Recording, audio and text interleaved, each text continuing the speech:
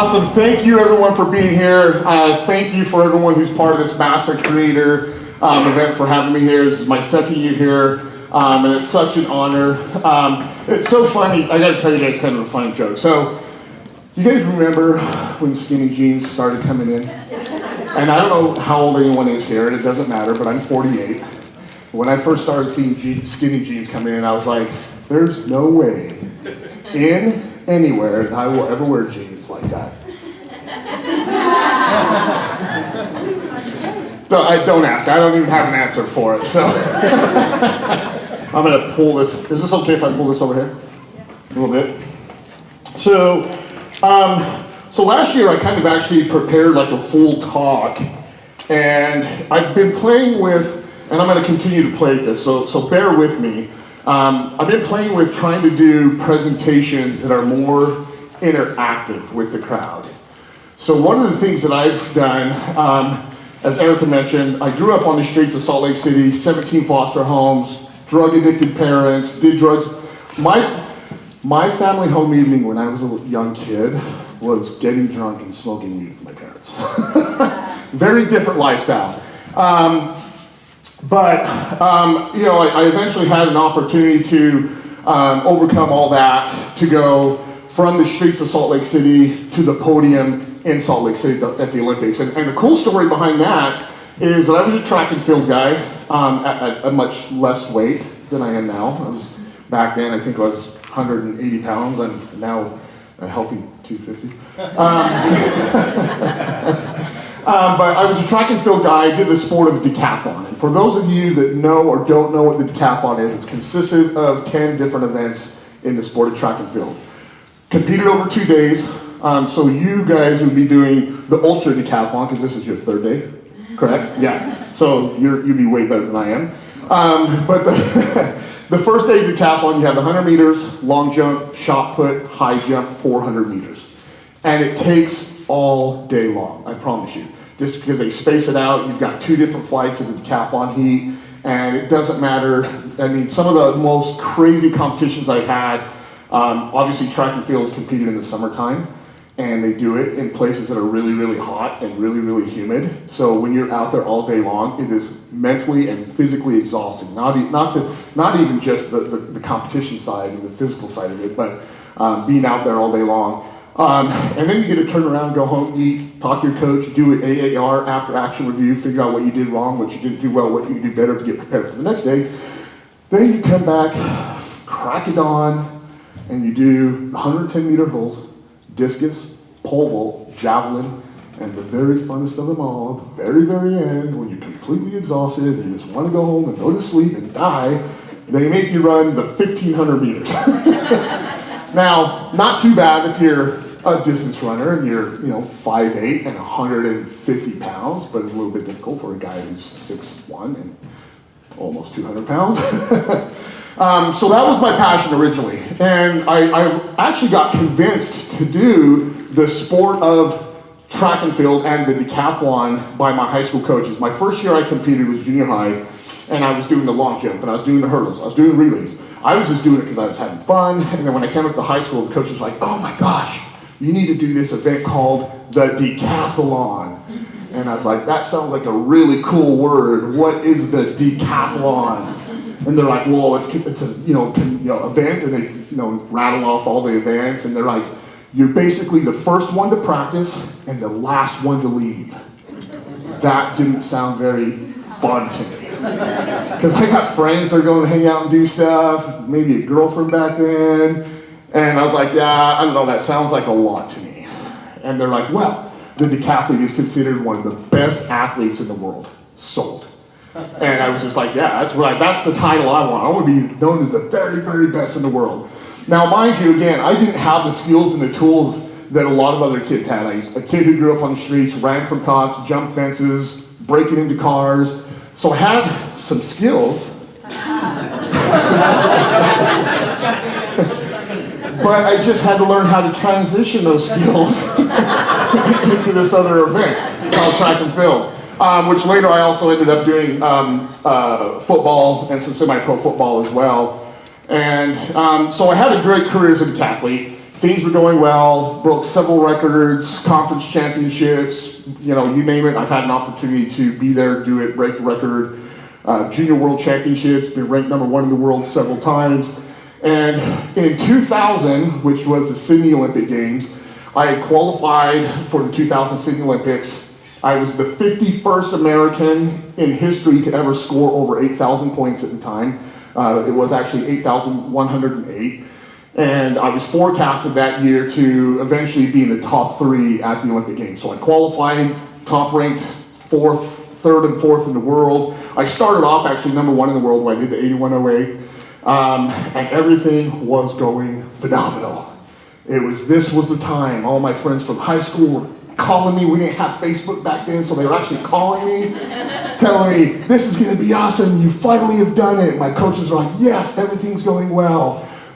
Training, the nutrition, everything that you could have possibly done, we were doing to perfection. Literally to perfection. Have you ever had those moments where you're just like, wow, everything in my life is going absolutely perfect? Perfect. Like, this is, some people say no, because it's not a normal thing sometimes. It's not a normal thing. And we were just like, we've already qualified, top world ranking, and just my whole season, every competition I went to was getting better and better. And they're like, yeah, I mean, if anybody knows in track and field, it's kind of a strategy. You're always like planning out, like, okay, this is what we need to do at this competition, this is what we need to do at this competition, so on and so on and so on. And we're like, okay, we've qualified.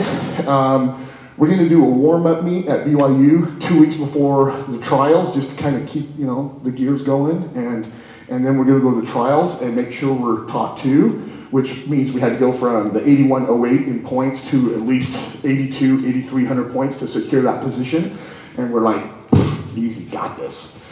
And so we go down to BYU, and again, it kind of goes from, if anybody knows the sport of decathlon, it's kind of like a family with all the other athletes. Like, we're always trying to help each other out, always strategizing, like, hey, let me help you out, let me carry your poles, can I borrow your shot put, what have you.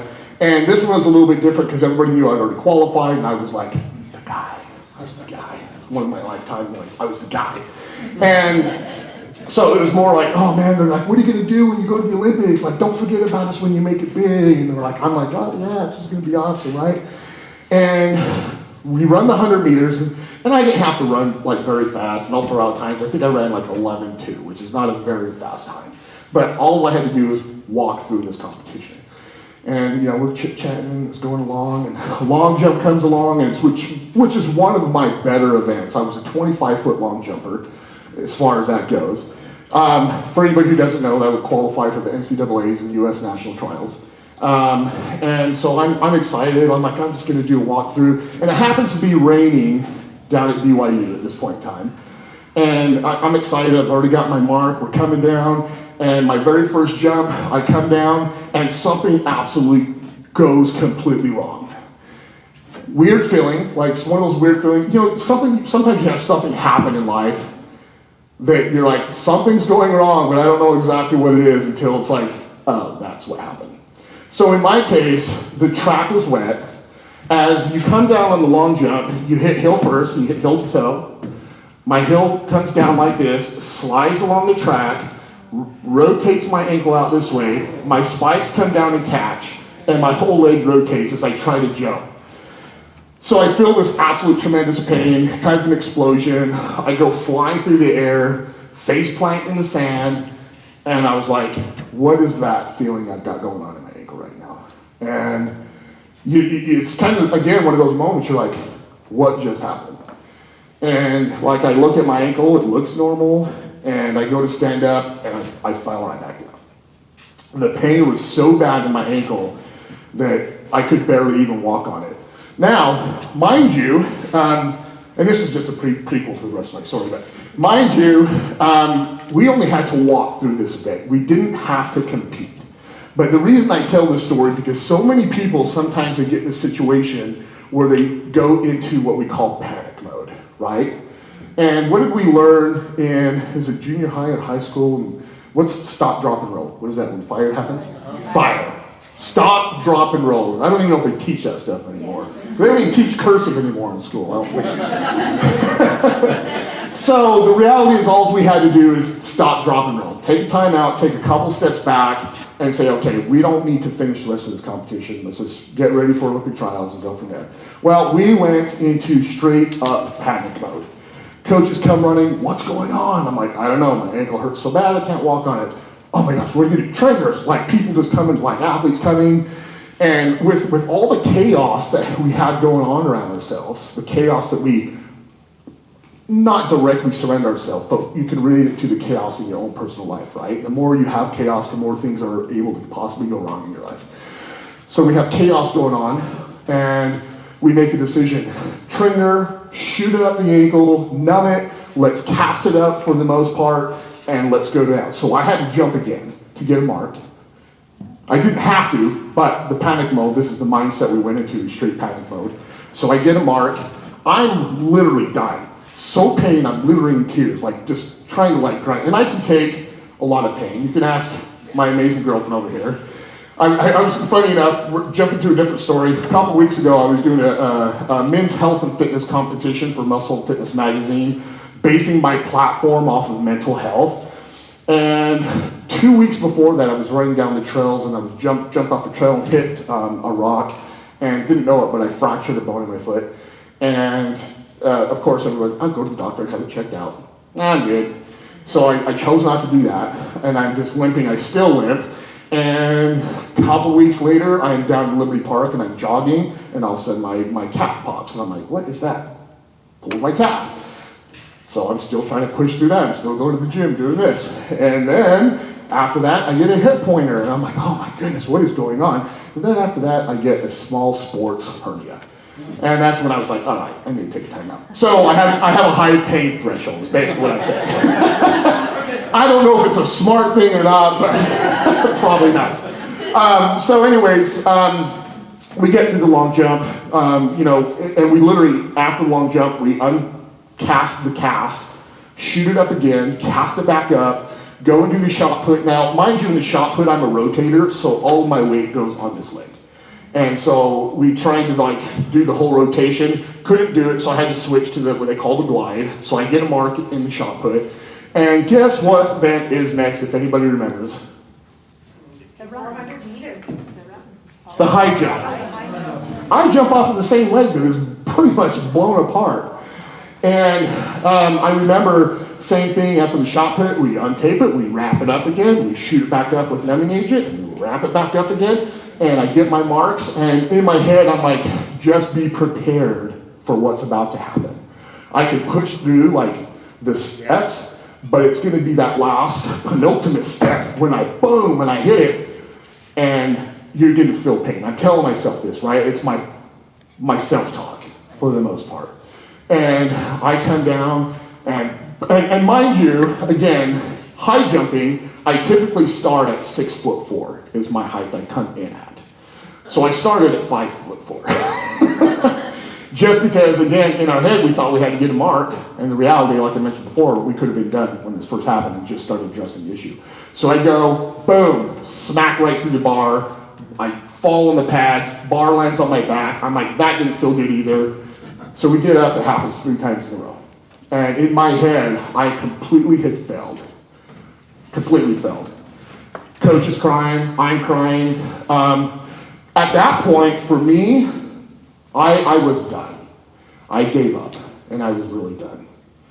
And, with the pain that was going on, the embarrassment, the feeling like I let down my fans, my family members, my teammates. How many of you ever felt like that?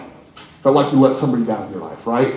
And sometimes we tend to take a lot of that on, much, much more than we truly need to take on. And that's how I felt, and I took it all on. I was supposed to be the kid that everybody knew, that came from the streets, that eventually overcame everything, that was going to go to the Olympics, and we had made it. And I remember, again, those pads were wet, my clothes are all soaking wet, and I go hobbling over to my coach, and I was like, I'm done. He's like, well, what do you mean? I said, I'm done. Literally grabbed my bag, I left my pole vault poles, I left everything else on the track at BYU, jumped in the car, and I drove home. I was done. And as many of you know, obviously that's not the end of that story, but I had an opportunity that, again, the universe is so kind.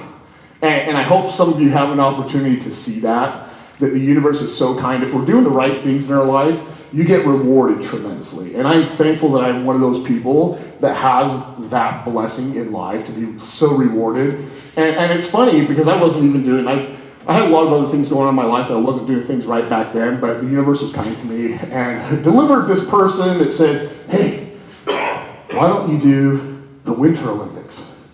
And I was like, hey, I run track and field. They don't have Winter Olympics in track and field. They're like, no, the Winter Olympics here in Salt Lake. And I was like, hey, I don't ski and I don't figure skate.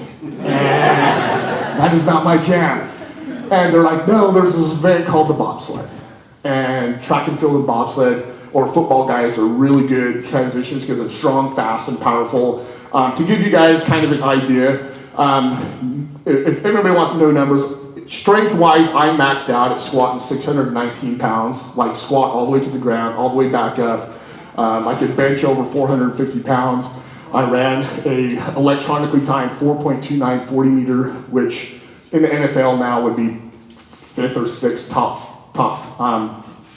fastest run. So I was extremely fast, extremely powerful. And, I was like, okay, well, not many people transition from track and field into another sport, let alone a winter sport, with a year and 3 months to go before that Olympics. It just does not happen. So as I'm talking to my team, we're getting together and we're like, what if? What if? And why not me, right? Because the original mindset was like, absolutely not. There's no way. There's no way that you could step into this event with a year and 3 months, make an Olympic team in a sport you don't even know what it is, let alone know how to do it, and to go to the Olympics. And we're like, what if we just changed our mindset, right?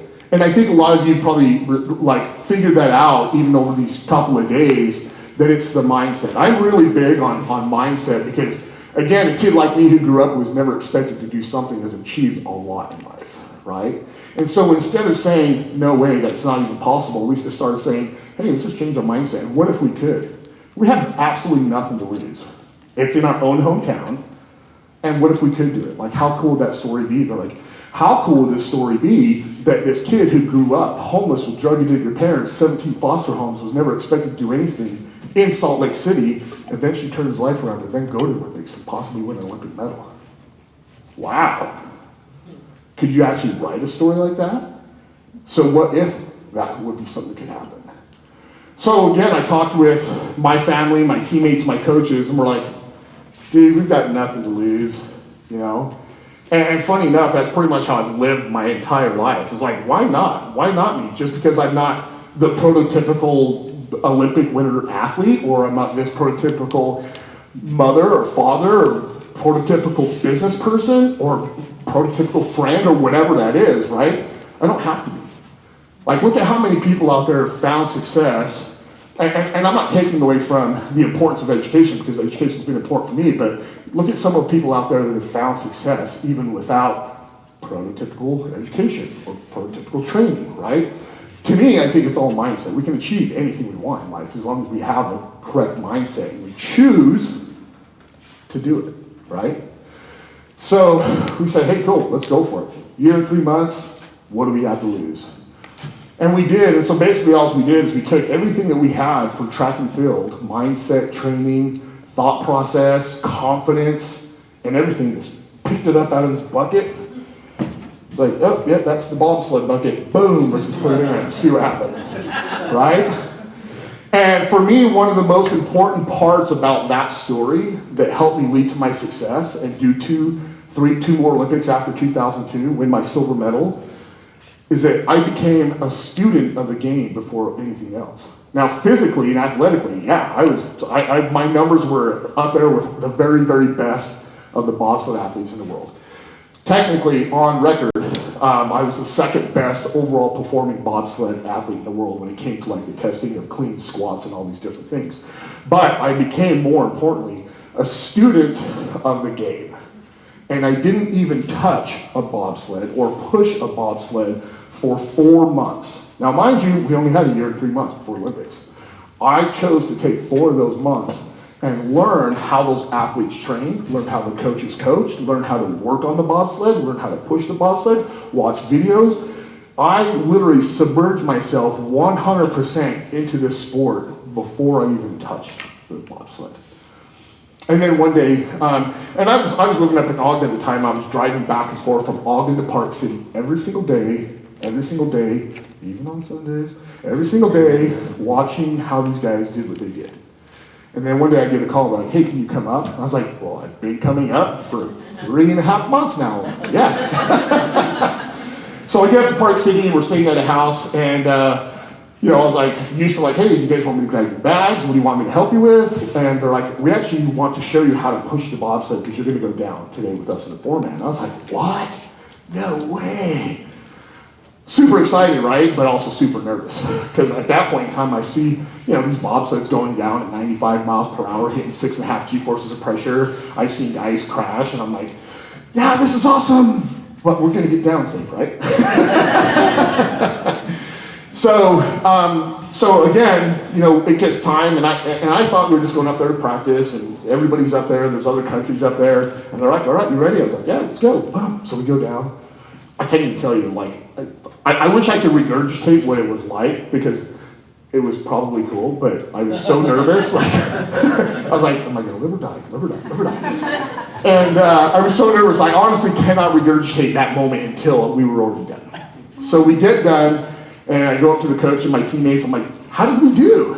They're like, oh my gosh, that is the best time we've ever had in the start, and we've never had a downtime like that. They're like, you're like phenomenal. And I was like, so that's good? They're like, yeah, we've never had that good of times. And I was like, wow, that was really cool. That was a great practice. They're like, practice? I was like, oh yeah, wasn't that practice? They're like, no, that was a World Cup team trials race. I was like, what? So my first experience actually being in a competition was at one of the biggest races in bobsleds, like to make the World Cup team a year before the Olympics. So it went really well.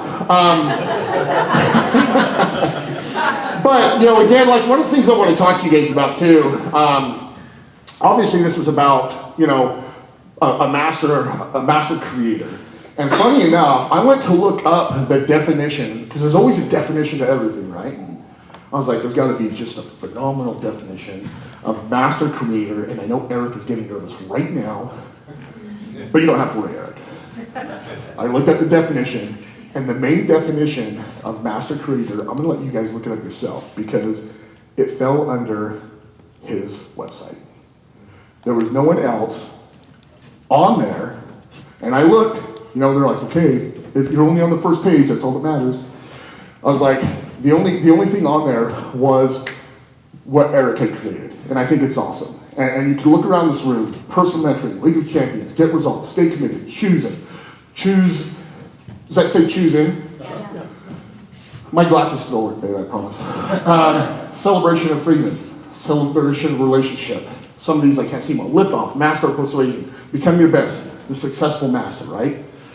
All of these things we need to incorporate in what we do day to day. And so instead of reading the definition that I believe Eric you came up with that definition, maybe, I don't know. Anyways, look on the website. So I decided to just look up what is a creator.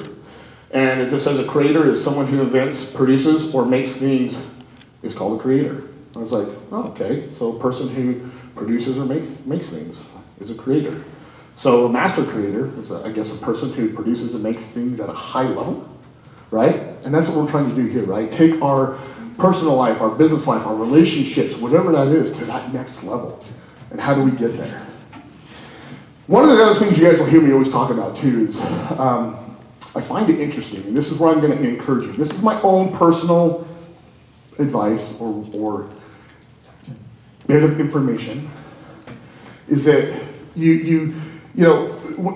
obviously I went to the Olympics, and I went to the Olympics 3 times, and that was the reason I did 3, because my college coach would always tell me any fool can do it once. And I was like, okay, well, I'm going to go to another one. And then he's like, yeah, that was not too bad. Okay, I'll go to another one. So like when I stepped away from the sport, I knew that I didn't leave anything on the table.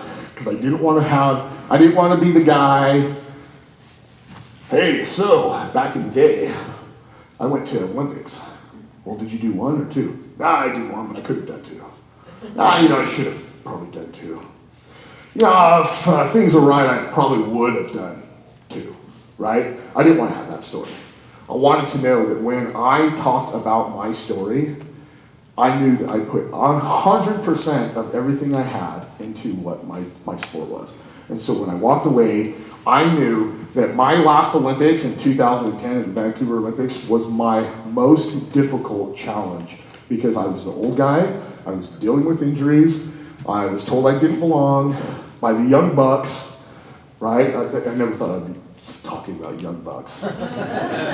But I just wanted to make sure that I didn't have that story of I shoulda, coulda, woulda. And I encourage all of you to take a look inside or at yourself and see if you are leaving shoulda, coulda, wouldas on the table that you can get rid of, right? And it's all a choice.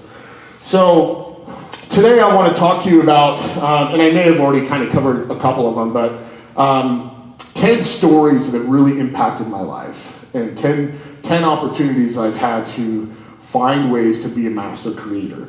One of my first ones is on-target goal setting. And one of my friends and I created an acronym called SMART on it. And I don't know if it's out there or somebody else uses it, but one of the main things that has helped me from the time I was that little curly-haired ghetto kid going to Sandridge, Utah to do my first track and field competition till now, and will continue to serve me and people have an opportunity to work with, is on-target goal setting, right? And so the acronym for our on-target goal setting is SMART, right? And funny enough, I utilize SMART in a few different arenas. So outside of speaking, being a mentor, and doing all these things, I'm a part owner and consultant for now two technology startup companies. And I also work a regular job with a company called Davenport, so I do foundation and concrete repair. I don't do repair parts, but I work for the company. And we've been recently talking about what are 3 key attributes of a successful team member. And this is actually not even going to be part of my talk, but I'm going to throw it in there. And hungry, humble, and smart, right? Hungry, humble, and smart. And why is that important? Hungry, first off, you've got to want it. Whatever it is that you're doing, you've got to want it. Did I turn myself off? I may have. Yep. I took too much time. That's what it was. No, that's okay. You guys can all still hear me for now. Yep. So hungry, humble, and smart. Like the whole reason you guys are here, and there's some people that are not here, that may have been here like the day 1, day 2, but they're not here today, because they didn't have enough hunger for what they want. And one of the things that I learned over the years as an athlete, as a person in business, is to be hungry after everything and anything I'm pursuing, right? You have to be hungry in what you're pursuing.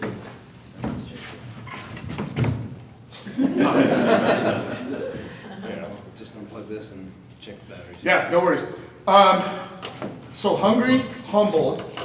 How many of you have somebody at work or in sports or business have dealt with somebody who's really, really good at what they do, but they have absolutely no humility, no humble. They're not humble at all, right? Right? And funny enough, I was talking to a business guy the other day, literally about this, and this came up out of the blue, and he's like, you know what, I don't care how great a person is in my organization, if they are not humble, they are not going to work for our organization, our team. And why is that? That personality, go ahead. Yeah. They're not teachable. Are not teachable. Yeah, let's get some more responses. They're not a team player. Not a team player. Humility's attractive. Humility is attractive. Without humility, you can't develop other good skills Absolutely. of leadership. So, yeah, and I don't want to offend anybody. Everybody knows what cancer is, right? What happens when the body gets cancer? It starts in one place. It spreads out. It's the same thing with somebody in your organization that cannot be humble, is it doesn't matter how good they are, that negativity will spread throughout an organization like a rapid fire. And if you don't get control of it, it is disastrous. He's like, if I find out right away that somebody like that is in my organization, it's not even a conversation. I think that's a little extreme, because I'm always wanting to give people a second chance, but, the last one is smart, right? And it's funny enough, like when we talked about smart, I thought this is the most interesting thing. We talked to everyone in our organization, we're like, what do you guys think that we mean by smart? And, one of my guys that I work with, he's got an MBA, just smart as could possibly be, like really, really, really smart. And he has some of the other skills too, but everyone's like, oh, like Andy's got an MBA, he's really, really smart, and everyone's like, yeah, Andy, he's a smart guy. And we're like, that's good to be that smart, but that's not what smart means in this situation. Smart means, how can you be hungry, humble, and smart with the people around you? Because you can have somebody, again, that's not humble, super smart, and it comes off that way, right? So hungry, humble, and smart. So our acronym for what I was talking about is the 5 things it means. S is for specific, M is measurable, A is assignable, R is realistic, T is time related. So when it comes to on-target goal setting in S, right, being specific. I can't stress how important it is to be extremely specific in the goals that you are setting for yourself. Now, a while ago I came up with a quote that talks about being specific, because I'm really big, obviously, on setting goals. And one of my coaches, in fact, the same coach who told me that you can, when you do something good once, he's like, any fool can do it once, was the same person who taught me this. He used to tell me that, and I think you guys have probably heard this, plan your race and race your plan. Has anybody here heard that? Probably. Plan your race your plan. You can write this down, I'll give you time. So plan your race your plan. So that means come up with a game plan for the race that you're going to run, or business, or relationship, or whatever it is that you're planning on doing. And then when it comes down to it, on the execution side, race your plan, right? Pretty simple. And actually, my solutions to everything in life are really simple. And I say that because as human beings, we tend to make things way more complicated than they need to be. 100%. I've done a whole bunch of research on this, and it's fun. You can ask my girlfriend, I make things complicated all the time. Anyways, so plan your race your plan. And as things started happening in my life, injuries, something happened that would derail me, right? And I was like, gosh, how do we deal with that part of it? And so as I was thinking, I went up to my coach and I was like, I really love the plan your race your plan, but there's something missing. He's like, well, what do you want to add to it? And I was like, be prepared for the unknowns. He's like, well, what do you mean? I'm like, just that, be prepared for the unknowns. He's like, tell me more about it. And I said, well, I think it's great that we plan our race and we race our plan, but the thing that derails most people, and you hear this a lot in athletes, right? Get an injury and they're so devastated they can't go on. But the things in life, again, relationships, business, sports, whatever it may be, when a tragedy happens, nobody really plans for that. And how do you plan for this? It's simply kind of a mental preparation, right? Is like if this, because we always talk about like positive mindset, like, oh, let's put that positive mindset out there. And I'm not encouraging people to think about the negative side. All I'm saying is be prepared for it. So when you go to the qualification warm-up meet where you don't have to actually compete and you blow your ankle out, you're more prepared for that, and you can actually have a step back conversation that you don't go and injure your ankle even more, and you're just like, okay, we prepared for something crazy like this that could have been a possibility, so now we're gonna stop, drop, and roll, take a step back, and not finish the competition, right? So again, plan your race and race your plan, but be prepared for the unknowns. Because I've found over the years, and also my research, even with, one of the, I was telling you about the technology companies I consult with right now. Two of them basically kind of fallen off the map because they weren't prepared for COVID, as were most people, weren't prepared for COVID. Me, I prepared for, like, right when it happened, like, of course you're like, oh, it's just like the flu, right? Who cares? It's not gonna be a big deal. And I was like, well, what if it's not, right? What are we gonna do? So you see some of the people who are still flourishing and still creating, still being master creators like Eric, that plan for it somehow, some way, shape or form within their model somewhere, right? Because the key is, if you could prepare for the unknowns, you could do like in football, you could pivot and go around, make that guy drop his jock, and then go for a touchdown at some point in time. So think about, and maybe even Eric has seen it, how many other coaches and speakers and mentors we would see prior to COVID on a regular basis at networking meetings all over the place.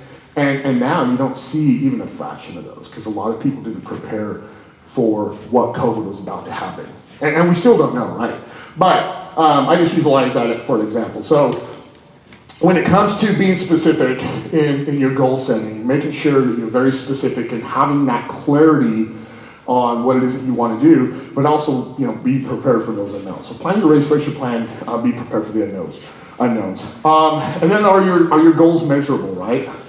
Can you assign certain things and certain tasks? Are they measurable? Like and some of these kind of coordinate like time and all that stuff too.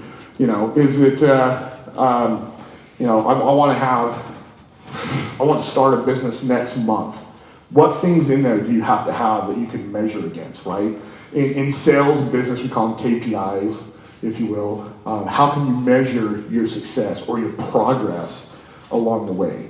And I'll be honest with you, I'm just as guilty. So through the U.S. Olympic Committee, I won a scholarship with, does anybody here know Jack Canfield? So he's one of the contributing authors for Soup for Your Soul books. One of the probably biggest mentors and speakers on the planet. So I won a scholarship from him to get certified by Jack Canfield. Okay, it's pretty cool, I know. But I have failed to utilize my own tools, if you will, to get certified, get my certification done. I've had the certification for 2.5 years now, and it's this 8-month certification. So I failed to utilize my own tools to get that certification done. And that certification could go a long way to help me with my mentoring and my coaching and my speaking. So I utilize myself, my successes and my failures a lot, just so you guys know, because I throw myself out there because I don't want to be up here and everyone think like, oh, he's done it all and it's amazing. No, I failed a lot of times. The next one is assignable, right?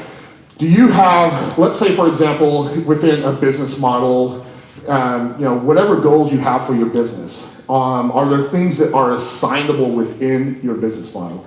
For example, even like our relationship, right? There's things that Andrea does that she might be more responsible for or she's better at than I am, and I don't try to take those things on. So we assign specific duties to people within our organization or our relationship that is better served for that person to do it than I do it, right?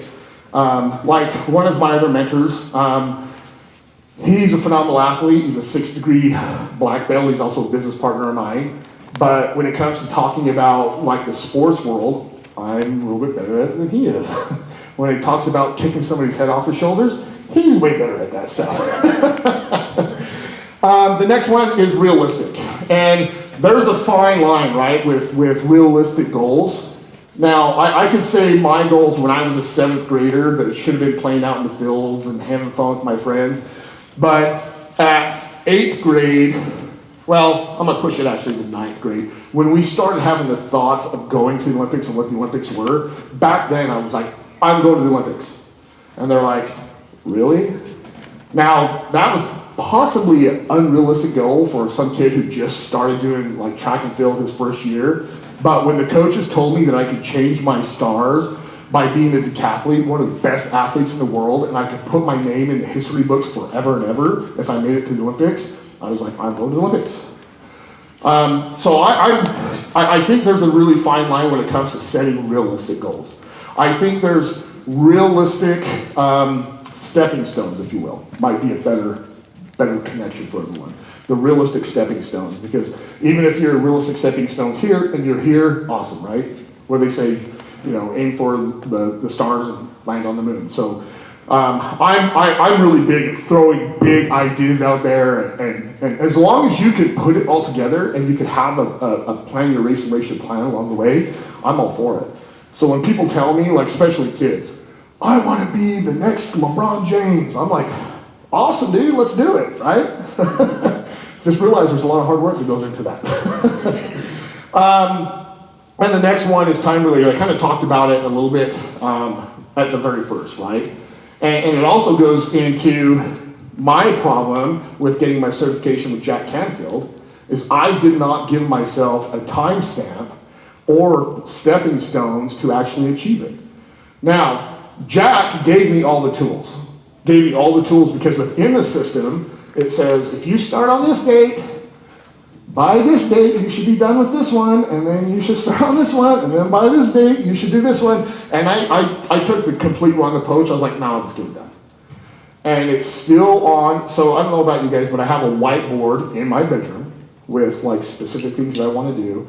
And every morning I look at the Jack Canfield one, I'm like, when are you going to pull your head out of you know where and actually start putting some actions towards this? So, and I'll even talk about, I have a quote that I came up with, that dreams are only dreams until we take the actions to ignite them.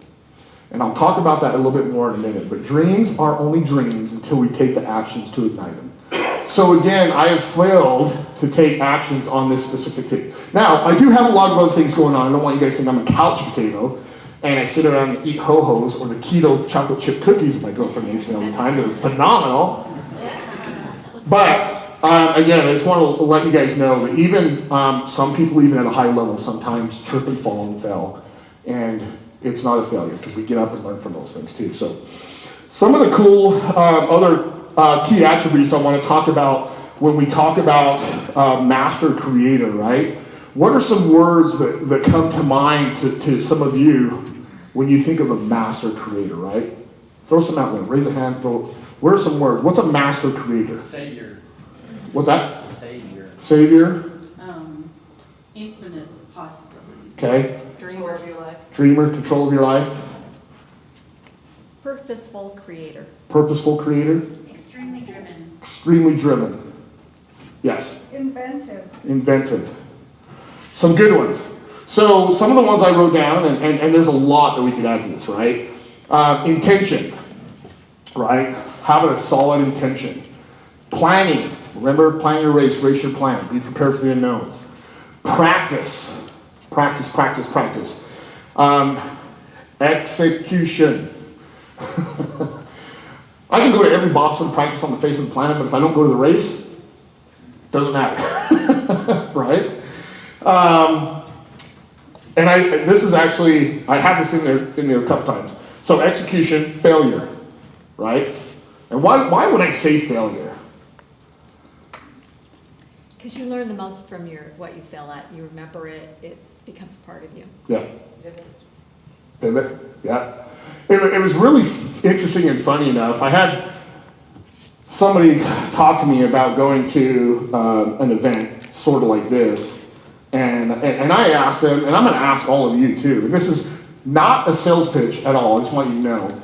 But how much more time are you going to create in your life, in your space, to continue this training for you to accomplish your goals, right?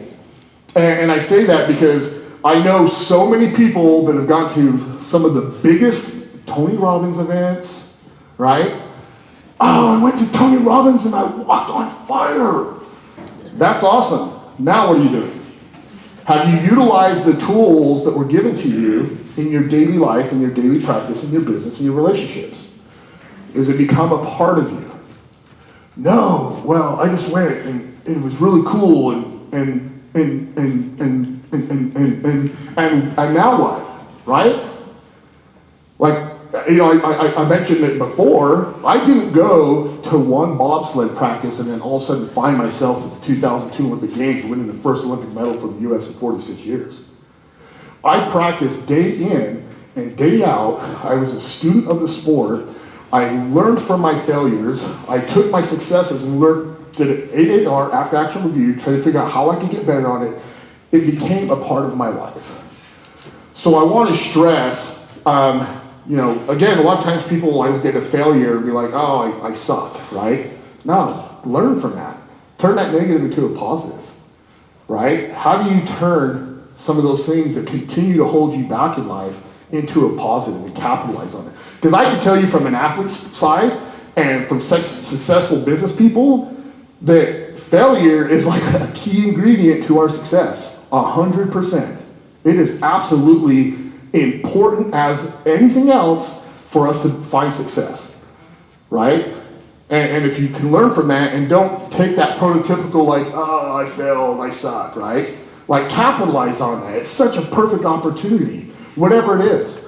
I mean, I'm doing that with our technology business. Like, oh man, we suck at that. Okay, well, we got to do better, right? Turning around and going back is not really that's not part of our vocabulary. We've come this far and we've made it through COVID and we've learned and we're capitalizing on that and we're pushing forward, right?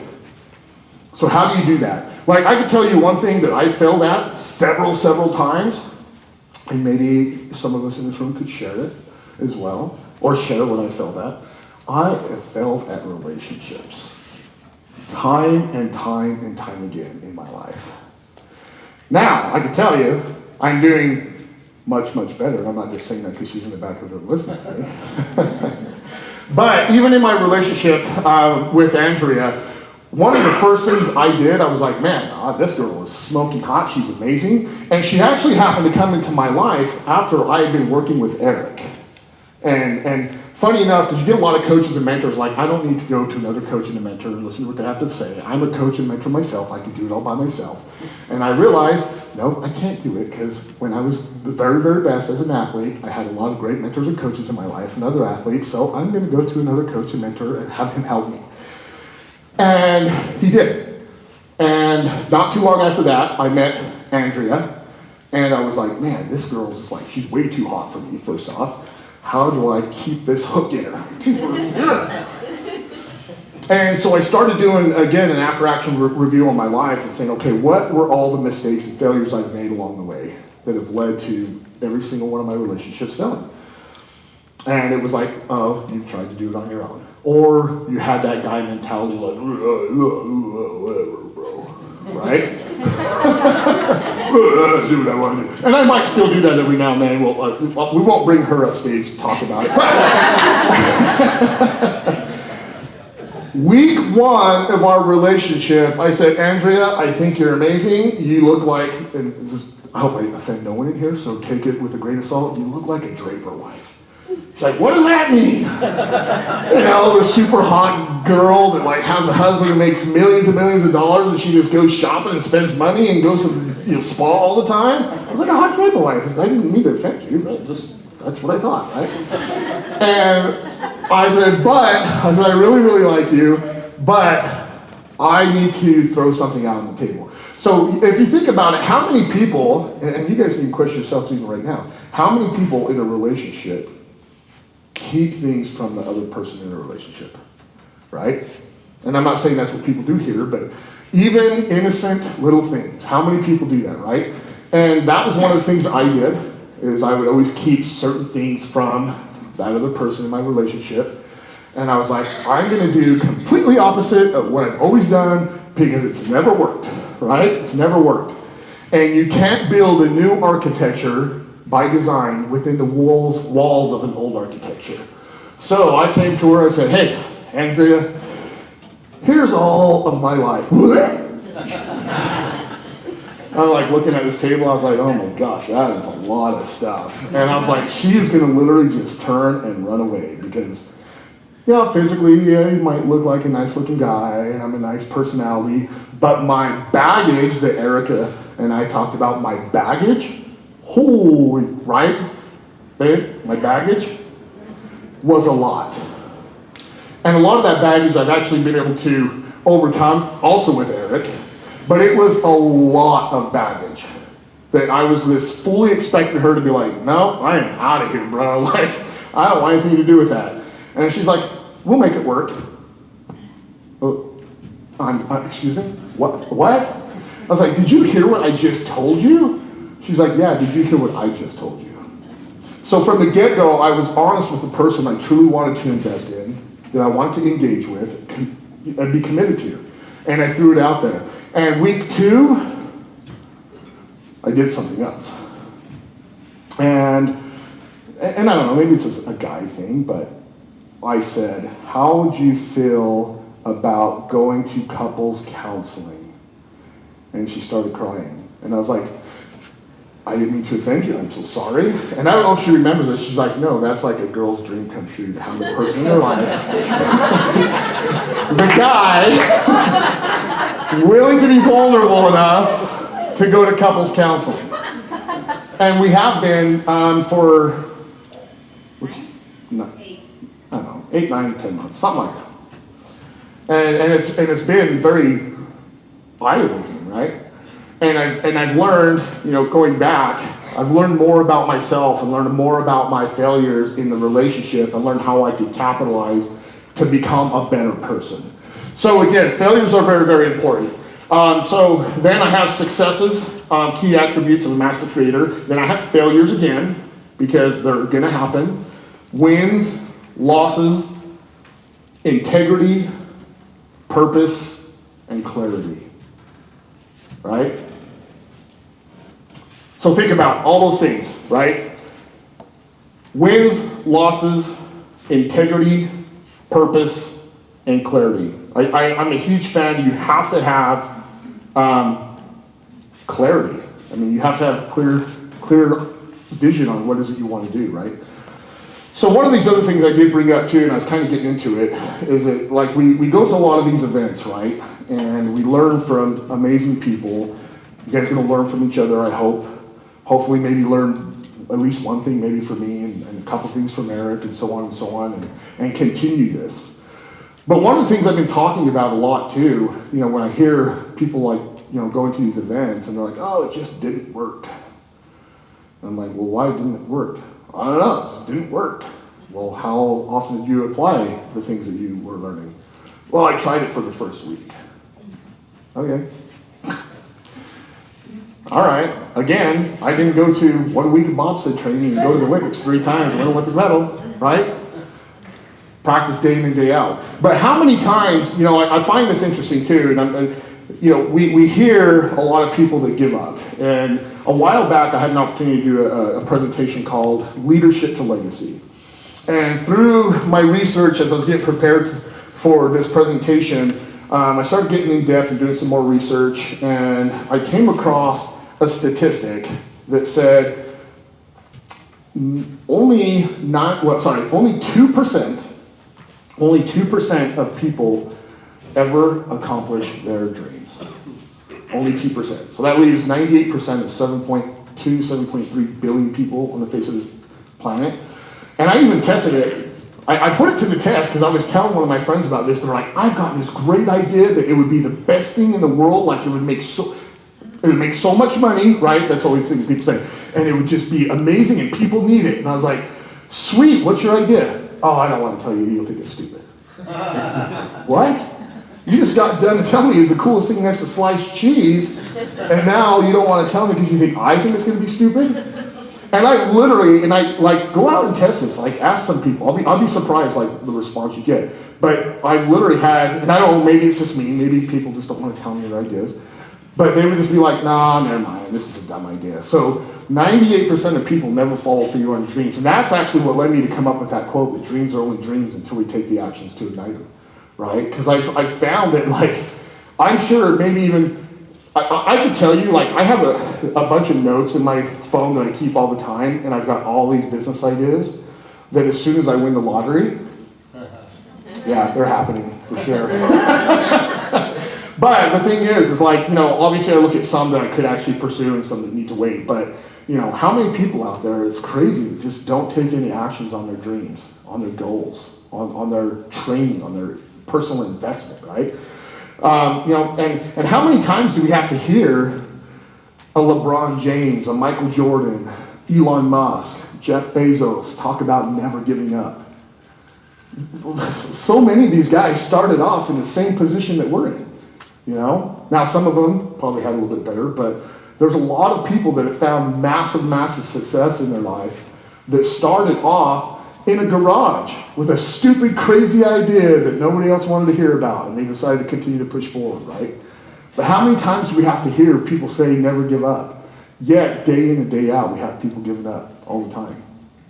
Did we have some people that gave up here? Is there some people that should have been here today that aren't here?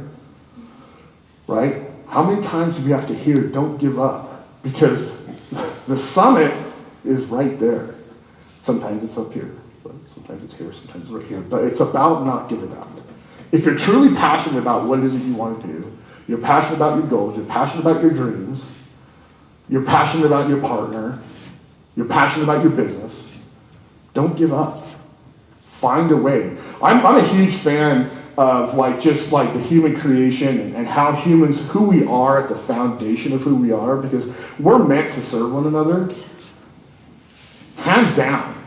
And as Erica mentioned, I'm huge on collaboration, and it's funny because that's the story with that is people used to always say wow, you and the Germans and the Russians and the Canadians must have hated each other in competition. I was like, what are you talking about? They're like, well, that was your competition, right? You guys are probably getting fights and not share best practices and stuff like that. And I was like, no, I actually had them on speed dial. We would share and collaborate stuff all the time. You see it in business a lot though, right? Oh, this is my idea, I don't want to tell everybody about it. Oh, that guy over there's probably already done something like that, so why don't you go ask him? I'm huge on collaboration. I have absolutely zero secrets. Right, honey? I guess you wouldn't know. But again, I'm huge on collaboration, and if you're passionate about what you do, go after it. Utilize all your tools and all the resources that you have available to you right in front of you. You heard me talk about it before. As human beings, we tend to make things way more complicated than they need to be. Why? Right? Why does it need to be complicated when reality is the answer to all of your prayers, dreams, or whatever it is probably right there in front of you? You know? It is. And, one of the cool stories, a couple stories I'm going to tell and end with you is I'll go through a couple of things that I've had an opportunity. Does anybody here know Noelle Picus Pace? A couple of you? So she's like the poster child for Utah Olympians. Yeah. Such an amazing gal. She actually was over our house the other day doing an interview with me, and she's like, talk about some of the times you overcame big obstacles in your life. And I was like, I don't know, what are you talking about? She's like, Billy, you've got more stories than anybody I know. And I was like what, right? One of my biggest problems, I tend to normalize things I've done in life. All my mentors, all the time, dude, tell me this one time when you did this. And I was like, yeah, but that was normal. Normal for you, dude. It's not normal for the rest of the people on the face of the planet. So during the 2002 Olympic Games, a lot of people don't know this, we were ranked #1 in the world. And we were super excited. First time we were going to beat the German team on our home turf. And again, I happen to be the kid who came from the streets of Salt Lake City that made it to the Olympics in Salt Lake City. So I'm like, this is going to be awesome, right? And we go down in the first 2 runs. So the bobsled is competed in 2 days. You do 2 runs one day, 2 runs the next day. And we go down the first 2 runs, and it is just, I think, what does my son say? Butter. It's money, fire. It's another word he says. And I think that all means cool. Good job, right? And so we're ahead of the Germans by 0.15 of a second. And it's boom, we're going to make this happen.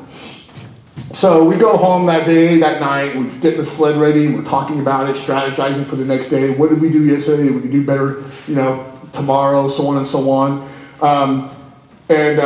We're super excited, right? We're on the Olympic stage, the biggest stage of sports in history, in my own hometown.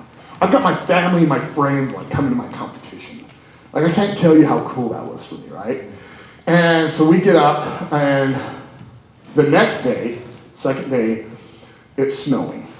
Now, so for those of you who know, in bobsled, you have runners. Some of you call them blades.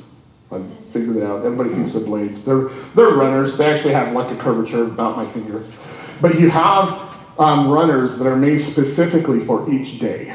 If it's 32 degrees and dry, if it's 28 degrees and humid, you have a runner for every single possible situation. We happen to use a set of runners called the Psychos, because that's exactly what they are. They are made to run in any weather, for the most part, but you don't know exactly what you're going to get out of them, because they're psycho. And we go down the first day, and we look at the time, and we're like, oh, something's wrong with the clock. And we get out of the sled, and we look at the coaches, and the coaches are like, oh, shiz on their face. And we're like, what just happened? And they're like, we don't know. You look like you had a great run, but you guys literally just fell out of medal contention. We went from first to fifth place in one run. And you could see in the fans, like the USA cheering, just dead silent. They just went dead silent, right? So what does a master creator do in this situation? They create, right? They go back to their basics. They go back to the foundations of what got them there in the first place. Plan your race your plan. Be prepared for the unknowns, right? So we get together away from the crowd, away from the coaches, myself, my driver, Todd Hayes, Garrett Hines, the other push athlete, Randy Jones, and we're just like, dude, what are we gonna do? And our leader, Todd Hayes, who was the driver, he's like, listen, boys, it's game time. Literally off of something you'd see in a movie. He's like, we've done everything we need to do to be here in this moment right now. We've done all the physical training. We've done all the mindset training. We've earned our position to be here. And nobody's going to take that away from us. This is not over. We may have fallen out of medal contention, but we've got one more opportunity. Right? Never give up. One more opportunity. How many people you see that leave early from an event, right? Or walk off the field, whatever it is. You've got one more opportunity. What's that song? There's a song by Eminem, right? One shot. One shot. Right? Got one shot. And so Todd is like, what do you guys think? And we're like, yeah, dude, let's do it, man. We've got nothing to lose. Just like when I made the decision to try and make the 2002 Olympic team, I was like, I have nothing to lose. What do I care? I've earned my way to be here. You guys have earned your way to be here right now, too, right? Let's go out there and make it happen. We're going to go back up to the top of this mountain, and we're going to do exactly what we did to get us here, and let's just see what happens. So we did. And as you guys know, we went from fifth place to second place. And the amazing, craziness from the crowd all of a sudden lights up, and the tears start pouring down, and we're going crazy. And they announced that the U.S. just won the first Olympic medal for the U.S. in over 46 years. And then the next story is, this kid, Bill Schuffenhauer, straight off the streets of Salt Lake City, is here at the 2002 Olympic Games. Not just 2 blocks away from him, he was eating out of garbage cans, has just won the first Olympic medal for the U.S. in 46 years, right? So think about it. What can you do? Here's one of my other quotes. What can you do today to change your tomorrow, right? How many days do we waste contemplating and thinking about doing something and not taking any actions towards it? So what can we do today to change your tomorrow? Is it writing down different goals? Is it taking one little baby step towards a goal that you've been holding in your pocket? Is it going to counseling with your significant other? Is it looking in the mirror? And it's one thing I wish I had more time to talk about, but one of the biggest things that helped me is I did what they call mirror work. And if anybody's ever done that, it's one of the most difficult things. I'd probably say it's probably even more difficult for guys, because when you stare in the mirror and you're looking at yourself until you truly see yourself and you start having a conversation with that guy that you're looking at, that's eye-opening for sure. So again, think about it. What can you do today to change your tomorrow? To never give up. You guys are here, you're learning a lot of stuff. How can you take these tools, put them in your toolbox, and go out there and thrive and achieve and be the master creators that you can be? It's a choice, right? Just like me when I was a little kid, I had 2 choices. I could go down this path, in which the path is that everyone thought I was going to go. Gangbang, do drugs, get in trouble, go to juvenile detention, probably be dead by the time I was 16, or I could go down this path. Obviously, you know what path I chose. So, I want to thank you guys all for having me here. Thanks for Eric. Thanks for Erica. Go out there and be your own master creator and never give up. Thanks, guys.